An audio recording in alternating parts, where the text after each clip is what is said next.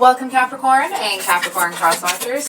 Oh, so we have a card for you. We'll get a card for your person and a card for the situation between the two of you.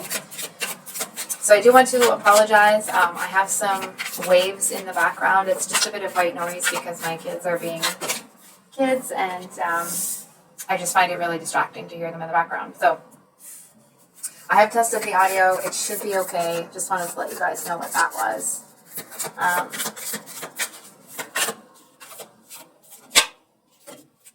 There seems to be somebody here that is, I almost want to say that they're kind of hard to reach.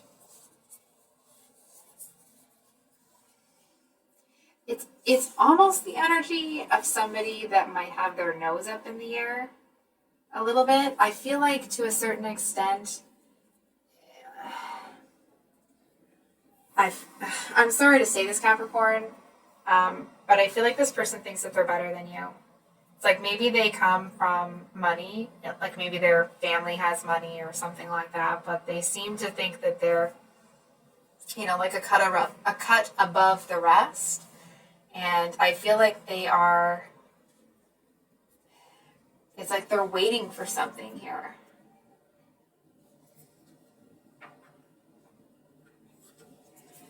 I'm just going to pull a card for that Three of Wands. What are they waiting for? You know what I'm actually seeing that this person, I want to say, like, look at this, what are they waiting for? I was about to say, I feel like this person actually has been waiting for you. And it's like, because they kind of have their nose up in the air about whatever that element is,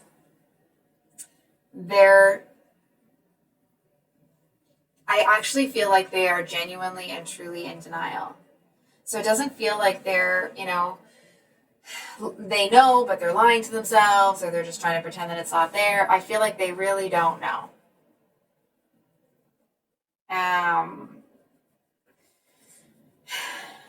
And I actually kind of feel like because you're in this really gorgeous energy, right? I feel to a certain extent that I feel like you're kind of going into the lion's den here. What's this, the Seven of Swords here? Actually, you know what? What's this Ace of Pentacles? What is that? Eight of Swords, yeah. And they're not thinking about this. I feel like they're not taking it seriously. Yeah. They seem to think that, like, there's going to be some sort of scale that's balanced, that, like, of course they should have what they want because maybe they didn't, get this or that. But it's like, it's not the kind of person that didn't get what they worked for. And so now they're waiting for the universe to bring it because they know it's coming. It's more the energy of, like, they want what they didn't work for. Sorry. They want things that they haven't worked for simply because they believe that being, they just seem to feel that they deserve certain things. It's like a certain standard of living, a certain this, a certain that. And here you're coming in, this very genuine, very caring, almost kind of like this, with like a touch of innocence and hope. And they're just kind of giving you the cold shoulder here. Yeah. Yeah. So, what's going on with this Seven of Voices? So we have the Nine of Cups reversed. Okay. I am not trying to be mean to this person or judgmental at all. I'm sure they have their own stuff going on.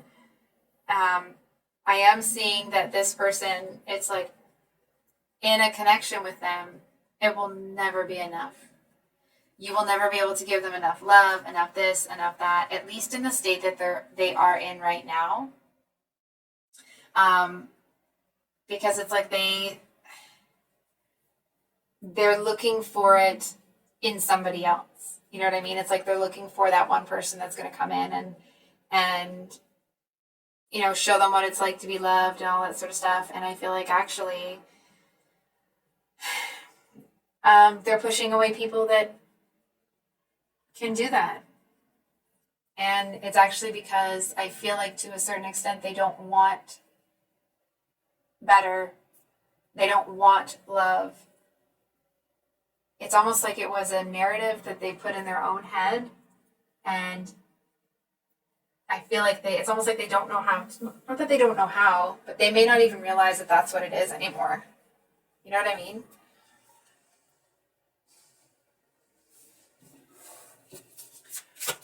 Yeah. One more for this Seven of Swords. The Seven of Swords talks about like deception, lying. So it is possible that somebody here, now we're about to get a little, it might get a little bit convoluted, so I will do my best to be clear. It's possible that the reason your person thinks that they're all high and mighty is actually because somebody has been steering them in that direction. It's like somebody has been filling this person with visions of, what their life could be and what they deserve and what they should have and da-da-da-da-da. And it's like, actually, they've been pushing you away from that person they've been pushing your person away from you because they want. It's like they don't want you to be together. I feel like to a certain extent, they may not want to have a full-fledged, connection with your person, but they certainly don't want you to have them. Which, I'm about to catch another attitude, so it's just like, who is this person to decide who is worth who? Who are they?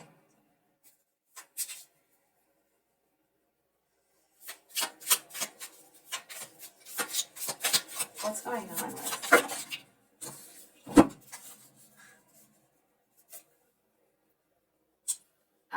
Death and the Empress?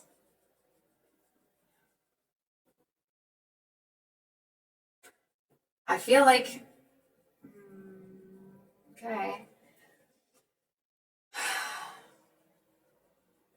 I feel like at the end of the day, what this person wants is love. What they want is that Empress energy in their life. But what they're actually getting is like the carcass of a bird. And I feel like the reason they're getting that is because they're putting so much crappy energy into the world by pulling stunts like this. It's like they want love so bad that they're going to act in an underhanded way to get it. And it's that energy of like when you put, when you do like spell work or something like that you really shouldn't be doing, right? It's like if you're trying to manifest love or, work on your career or something like that, that's one thing. But to kind of do love spells where you are almost forcing somebody or trying to go against someone's free will, it's like that doesn't work out. It feels like the energy of something that it's like you throw a ball onto a trampoline that's at a 45-degree angle or something, and it's like, and it bounces back so hard. And I feel like this person, they seem to look at the world around them not understanding why things don't go well for them. And it's actually because they may not realize that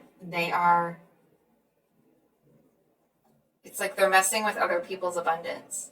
And it's like, and when they meddle in somebody else's abundance, then theirs is also going to be disrupted. And I actually feel this person may not realize that that's what's happening. That's why things go south for them. When it's like everything seems like it's on the right track and it's going, and then all of a sudden something kind of blows up in their face. And they're kind of like, well, that was really strange. It's actually because it's like, it's almost the energy of, someone's been pushing a spring and pushing a spring and pushing a spring, and then they move their hand and it's like, you know what I mean? And it comes really hard. So, yeah, I think I'll leave it there. Actually, you know what? I think we're going to pull some advice. Can we have some advice? Advice, please. Advice.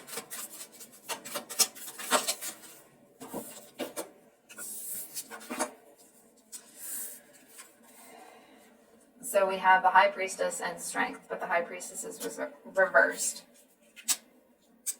So, Capricorn, I feel like the message here is, I almost want to say, like, take things at face value this week. It's like there's going to be more in the five senses this week than there may be in the intuitive sort of realm. I feel like if this person has been doing spell work or they have been doing something, they really shouldn't be doing like that. I feel like to a certain extent it may be masked from you in that sense, but I feel like you're going to start to notice some anomalies. It's almost like if you've seen that movie, The Matrix, where the first time that Neo has a deja vu, and it's the cat that shakes itself and walks off, and then the cat shakes itself and walks off. And it's a repeat, right? It's a glitch.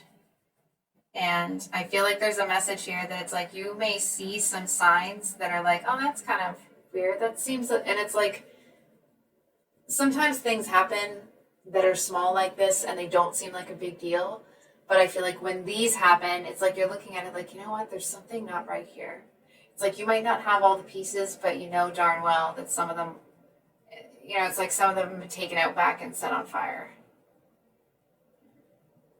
This person is all sorts of bad news, and I feel like they're poison to this other person.